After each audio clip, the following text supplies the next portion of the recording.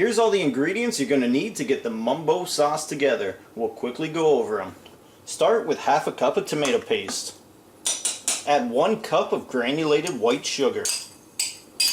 1 cup of distilled white vinegar. 1 cup of 100% pineapple juice. 4 teaspoons of soy sauce. 1 teaspoon of ground ginger.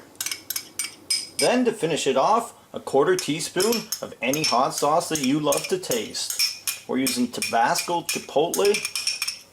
Take a whisk and mix it around for a minute or two so you get a nice even consistency.